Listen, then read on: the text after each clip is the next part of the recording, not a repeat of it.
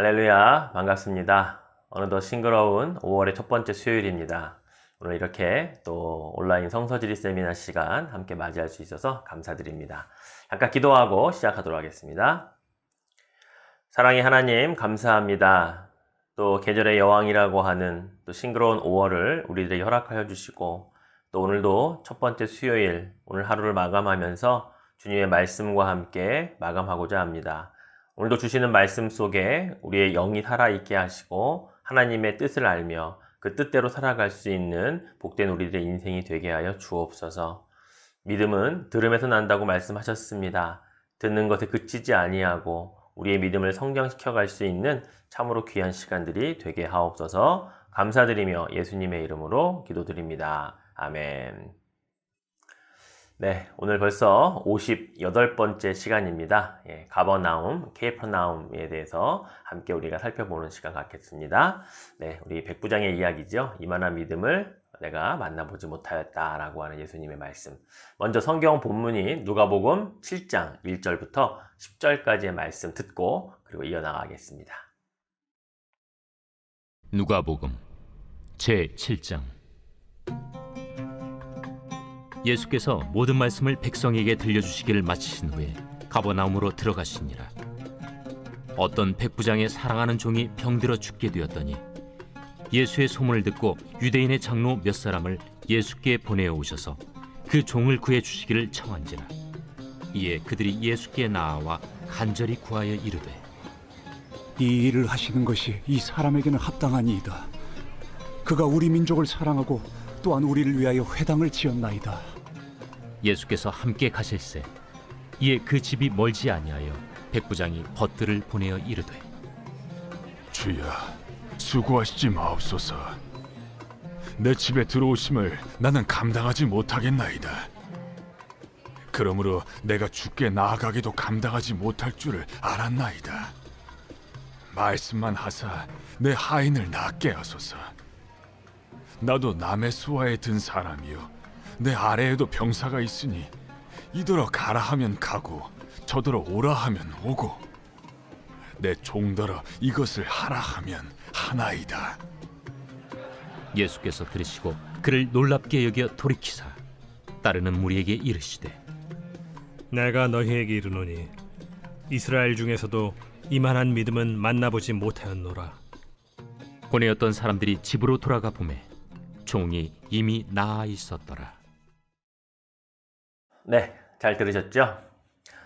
예수님의 대표적인 설교를 꼽으라고 한다면 누구나 다 생각할 수 있는 게 마태복음 5장에서 7장까지 기록되어져 있는 산상수훈일 것입니다. 바로 지난 시간에도 우리가 함께 살펴봤던 바로 그 본문의 말씀이기도 했죠. 산에 올라가셔서 그곳에서 주신 교훈이라고 해서 산상수훈이라고 이렇게 이름이 명명이 됩니다. 자, 그래서 산에 올라가셔서 하셨기 때문에 산상수훈. 그렇다면 평지에 내려와서 하셨다면 무슨 설교라고 말할까요? 진짜 말 그대로 평지설교라고 이렇게 학자들은 명명합니다. 자, 평지설교라고 하는 본문, 바로 그것이 오늘 우리가 함께 살펴보게 될 이 가버나움이라고 하는 도시로 들어가시기 바로 전에 평지설교를 마쳤다라고 하는 것을 우리가 성경을 통해 살펴볼 수가 있습니다. 누가복음 6장에 먼저 그 내용들을 살펴보면요, 1절부터 16절까지에는 12제자를 예수님 선택하십니다.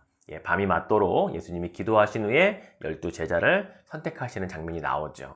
그리고 17절 이하부터 평지에 내려가셔서 설교를 시작하시는 내용들이 기록되어 있습니다. 자, 그럼 누가복음 6장 17절 말씀을 먼저 한번 볼까요? 예수께서 그들과 함께 내려오사 평지에 서시니 그 제자의 많은 무리와 예수의 말씀도 듣고 병 고침을 받으려고 유대 사방과 예루살렘과 두로와 시돈의 해안으로부터 온 많은 백성도 있더라. 그렇죠. 이렇게 시작된 설교를 평지 설교라고 그렇게 명명하고요. 이제 이 설교가 언제 끝나느냐? 바로 오늘 본문 7장 1절부터 이제 가버나움으로 들어가는 장면을 시작되면서 끝이 나게 되죠. 자, 그럼 오늘 본문의 첫 시작인 7장 1절을 볼까요?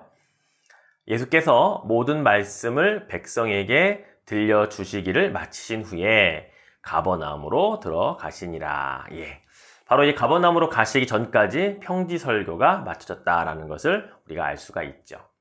자, 그런데 이 가버나움으로 이제 가셨는데 그 가시는 중에 유대인 장로 몇 사람이 예수님을 찾아오게 됩니다. 자, 그들이 찾아온 이유는 뭘까요? 그것은 바로 다름 아닌 어떤 백부장이 있는데 그의 사랑하는 종이 병이 들었고, 그래서 그 백부장이 그 병을 예수님께 이제 치유받기를 원하는데 그 종을 말이죠. 그것을 자신들이 직접 부탁을 하러 왔다라는 것입니다. 바로 예수님을 찾아온 이유가 그것이라고 이야기를 하는 장면이죠. 자, 그러면서 그들은 이 백부장이 어떤 사람인지를 예수님께 소개를 하는데요. 오늘 본문의 4절과 5절에 보면 그들의 칭찬이 이러합니다. 이에 그들이 예수께 나와 간절히 구하여 이르되 이 일을 하시는 것이 이 사람에게는 합당하니이다. 그가 우리 민족을 사랑하고 또한 우리를 위하여 회당을 지었나이다 하니. 예, 그렇습니다. 이 부탁하는 장면을 보면요, 그냥 한 번 부탁을 받아서 마지못해 부탁하는 게 아니죠. 예, 그들의 표현을 보면 간절히 구하였다라고 표현하고 있습니다.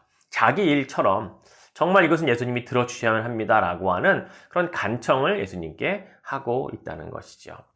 예, 다른 사람들은 몰라도 이 사람이 부탁하는 것이라면 예수님 꼭 들어주셔야 합니다 라면서 그것을 이야기하고 있다는 것입니다. 자, 그러면서 이 백부장에 대한 칭찬의 내용을 보니까 유대인들을 아주 사랑하는 사람이다 라고 말합니다. 그래서 우리를 위해 회당까지도 지어주었던 사람이다 라고 고백을 하고 있죠. 자, 여기서 유대인들을 사랑한다 라고 하는 그들의 표현, 이것은 뭐 유대인들을 좋아한다 또는 유대인들과 단순히 잘 지낸다 뭐 이런 표현도 포함될 수 있지만, 거기에 더 하나 덧붙일 수 있다면 유대인 자신들이 사랑하는 그 하나님을 이 사람도 사랑하는 사람이다 라고 하는 표현까지 같이 접목시킬 수 있는 그런 내용이라고 하는 것이죠. 그래서 하나님의 말씀을 읽기도 하고 강론하기도 하는 바로 회당까지 지어준 바로 그 사람이 이 백부장이다 라고 그들이 지금 칭찬을 하고 있는 것입니다. 예수님께서 이들의 이 칭찬을 들었을 때 그것이 진짜인지 아닌지 이미 아셨을 것입니다. 그래서 그 유대인을 사랑하고 하나님을 사랑하는 백부장을 그 백부장의 그 하인을 고쳐주기 위해서 이제 바로 그 집으로 발걸음을 옮기게 되는 것이죠. 자, 이방인이 살고 있는 바로 그 집, 그리고 그 백부장이 살고 있는 그 가버나움이라고 하는 곳으로 발걸음을 옮기는데요. 이 가버나움이라고 하는 곳은요, 닉네임이 있습니다. 바로 예수님의 동네라고 하는 닉네임이에요. 자, 우리가 잘 알고 있듯이 예수님은 태어나실 때는 베들레헴, 그러나 애굽으로 피난 갔다가 다시 정착한 곳은 바로 나사렛이었습니다. 그런데 정작 예수님의 공생애가 시작되는 그 장소는 어디냐? 바로 예수님이 독립적으로 혼자 생활하셨던 장소는 바로 가버나움이었다고 하는 것입니다. 예, 지도를 보시면 아시겠지만 갈릴리 호수의 저 약간 상단 쪽에 있죠. 예, 가버나움이라고 하는 이 동네에서 예수님은 시작을 하셨는데, 자, 마태복음에 보면 예수님이 어떻게 가버나움에 가셨는지를 기록해 놓고 있죠. 마태복음 4장 12절 13절을 보십시오. 예수께서 요한이 잡혔음을 들으시고 갈릴리로 물러가셨다가 나사렛을 떠나 스불론과 납달리 지경 해변에 있는 가버나움에 가서 사시니. 그렇죠. 예, 이제 마리아와 함께 살았던, 형제들과 함께 살았던 바로 그 나사렛을 떠나서 예수님이 가셔서 독립적으로 정착하셨던 곳은 바로 가버나움이었다는 것입니다. 그곳에서부터 예수님은 이제 갈릴리 사역의 중심으로 삼게 되고요. 그리고 나중에 우리가 잘 알고 있는 그 마르다와 마리아, 예, 바로 그 집인 베다니, 거기도 자주 왔다 갔다 하셨다는 것을 우리가 볼 수가 있는 것이죠. 자, 그렇습니다. 예수님께서 이렇게 독립적으로 공생애를 시작하시면서 머물렀던 장소는 바로 이 가버나움이라는 곳이었습니다.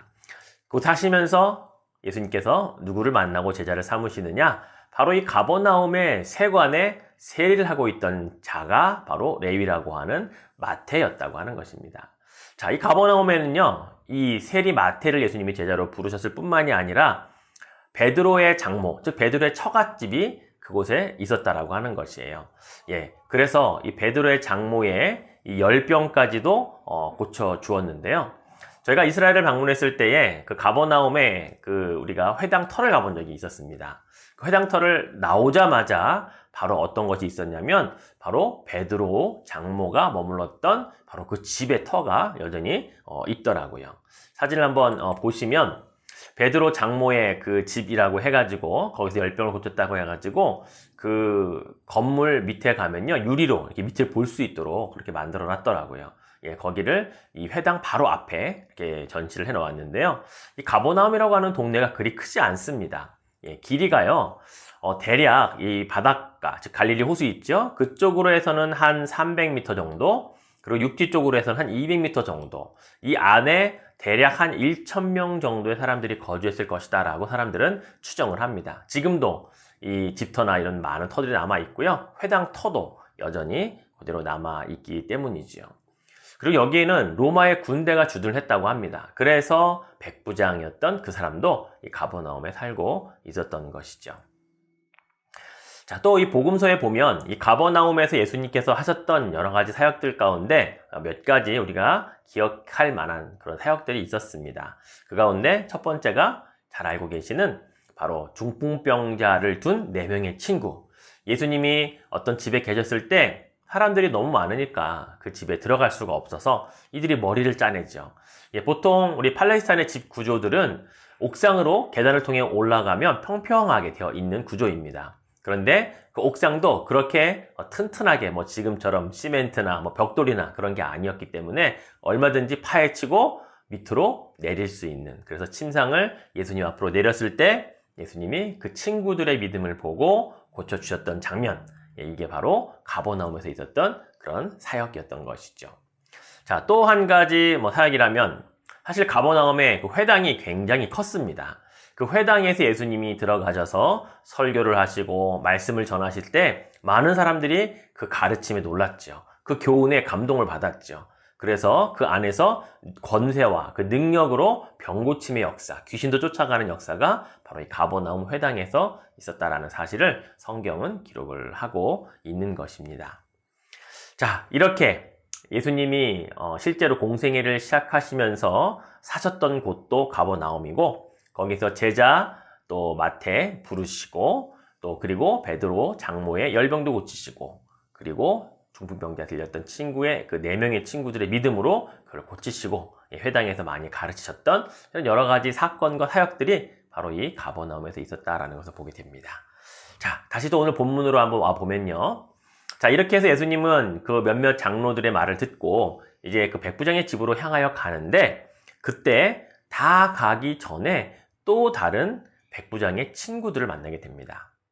어떻게 보면 백부장의 두 번째 대리인들이라고 할 수가 있는데요. 자, 이들이 예수님께 전달한 내용은 백부장이 예수님이 우리 집안까지 들어오시는 것을 사양한다라고 하는 내용이었습니다. 오늘 본문 6절을 볼까요?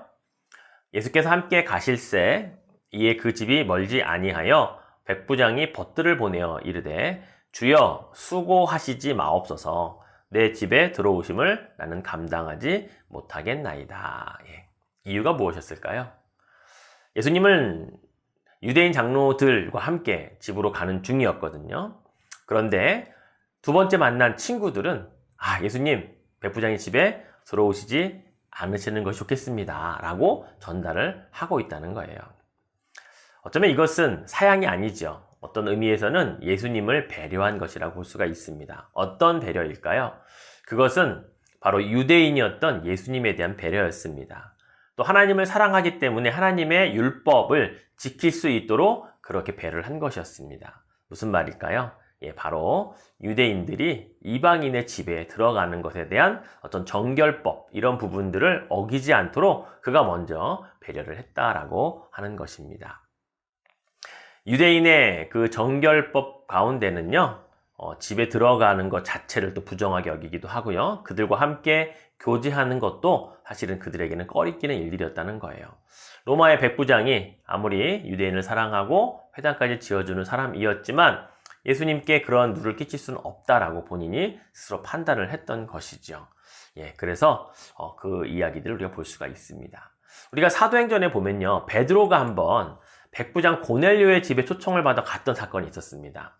그곳에서 세례를 주고 말씀을 전하고 또 예수와 성령을 전했던 바로 그런 이야기들이 기록되어 있잖아요. 그러나 나중에 사도행전 15장에 보면 예루살렘 총회가 있을 때에 사실은 이 베드로를 향하여서 왜 이방인의 집에 갔냐라고 하는 것에 대한 질문에 그가 또한 대답하는 그런 사건을 우리가 한번 살펴볼 수 있었던 것도 바로 이 이방인의 집에 함부로 들어가서 교제하고 그 많은 일들을 했을 때에 유대인의 정결법이 어긴다, 또 그거를 지키지 못하게 된다라고 하는 의미에서 어떤 백부장은 이 부분을 지금 배려하고 있다라는 것을 우리가 알 수가 있다는 거죠.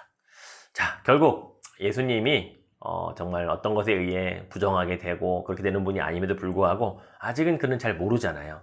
예수님이라고 하는 분을 자기 하인의 병 낫는 것만을 위하여 정말 소문을 듣고 초청해 오시는 것이기 때문에 어떤 의미에서는 예수님에 대한 배려라고 할 수가 있었던 것이죠. 자, 그리고 나서 그가 정말 하고 싶었던 말은 뭐냐? 오늘 본문 7절입니다. 그러므로 내가 주께 나아가기도 감당하지 못할 줄을 알았나이다. 말씀만 하사 내 하인을 낫게 하소서. 그렇습니다.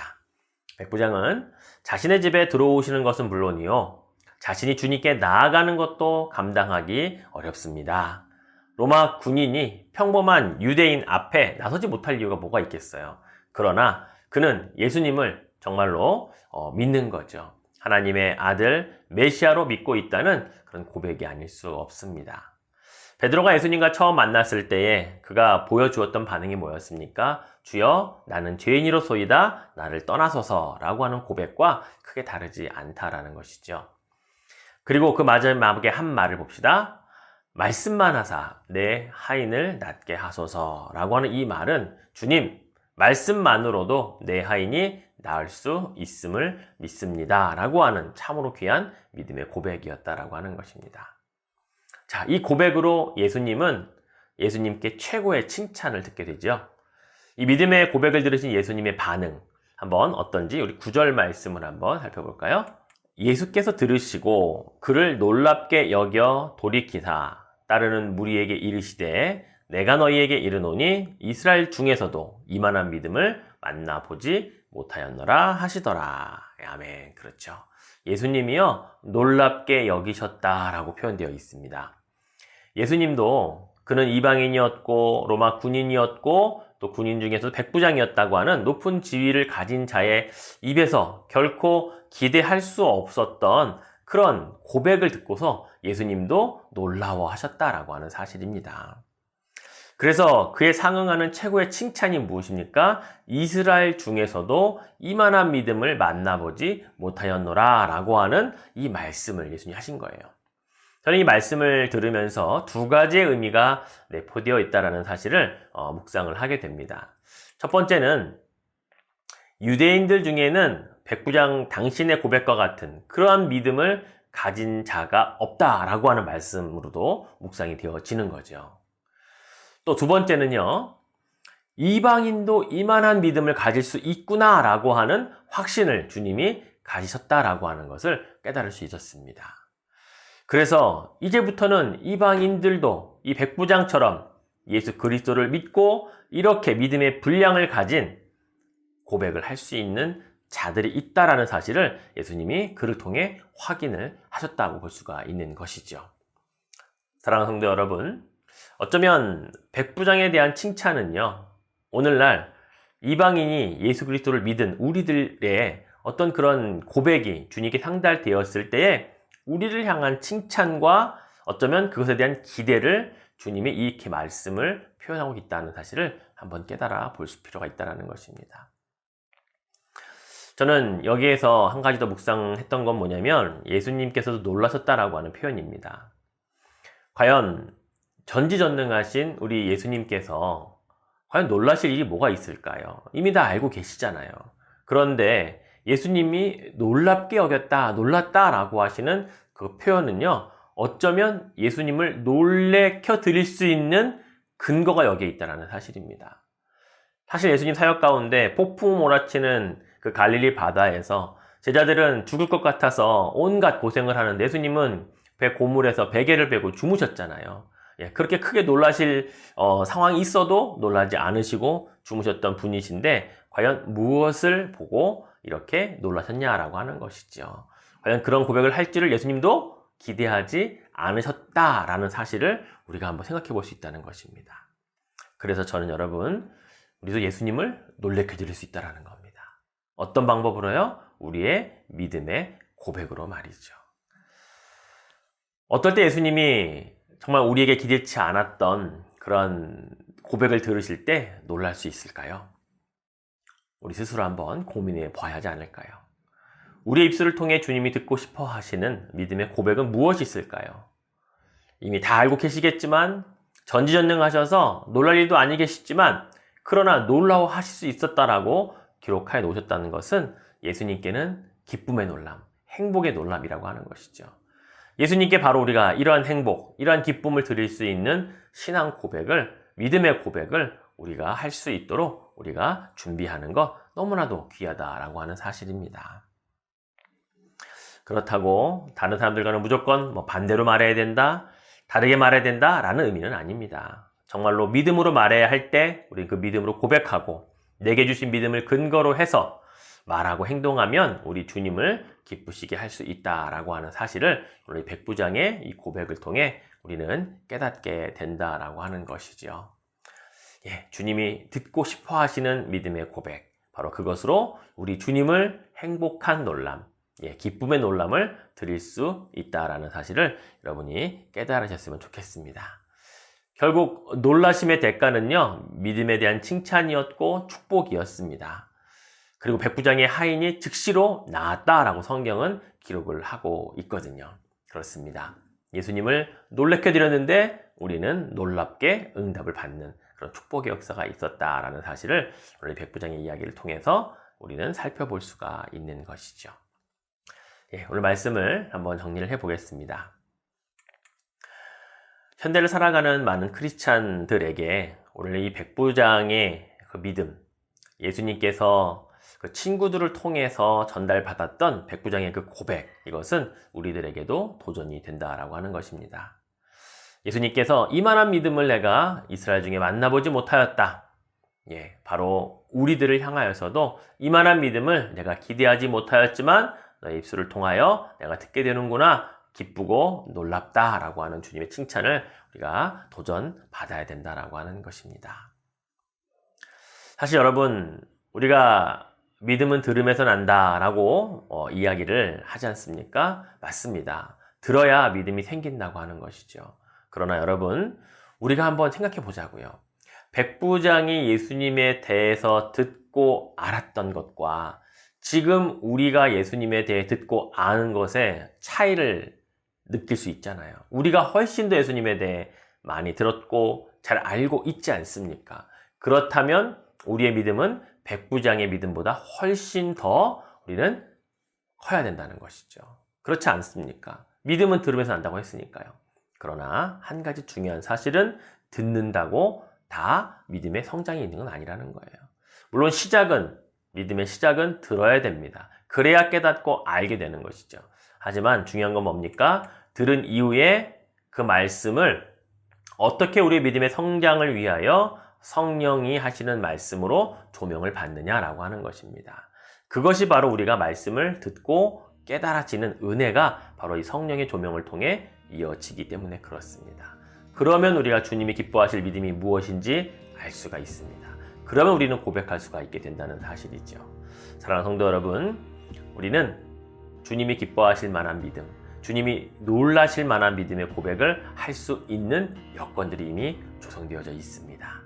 듣는 것뿐만이 아니라 이제는 성령의 조명함을 통해서 더 기쁨, 더 큰 행복 주님께 드릴 수 있는 그런 믿음의 고백을 하시는 저 여러분이 될 수 있기를 주님의 이름으로 축원해 드리겠습니다.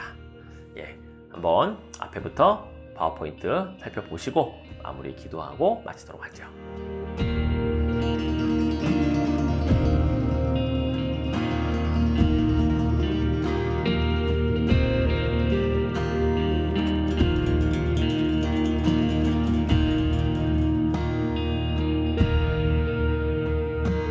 Be thou my vision, oh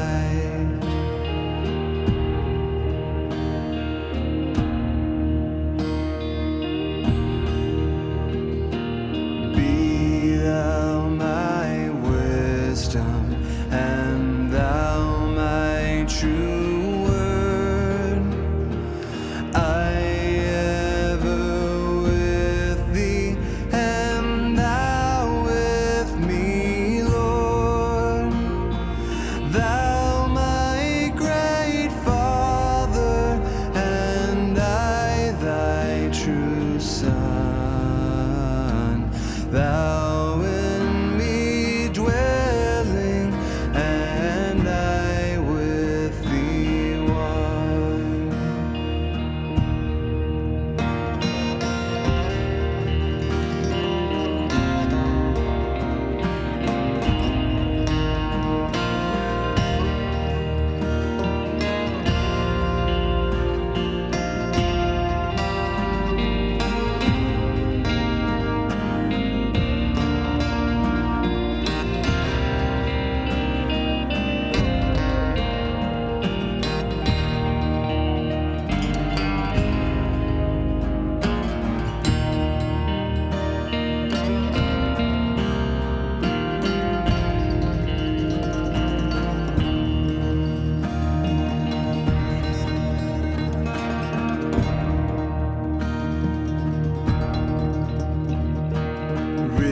Riches I heed not, nor man's empty praise. Thou mine inheritance now and always. Thou and thou only, first in my heart.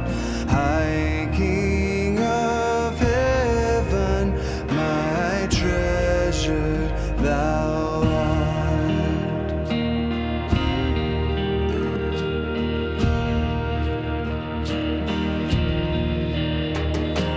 High King of heaven, my victory. 잘 보셨죠? 그렇습니다. 오늘 가버나움, 예수님의 동네라고 하는 그러한 닉네임을 가진 곳에서 예수님이 만났던 이 백부장, 그의 하인의 그런 병을 낫게 하시는 것은 그의 믿음의 고백이었습니다. 예수님을 놀래킬 만한, 예수님이 놀랍다고 말씀하실 정도로 그의 믿음의 고백은 주님께 기쁨이 되었던 것이죠. 그렇습니다. 저도 여러분도 우리 주님을 놀래킬 수 있습니다.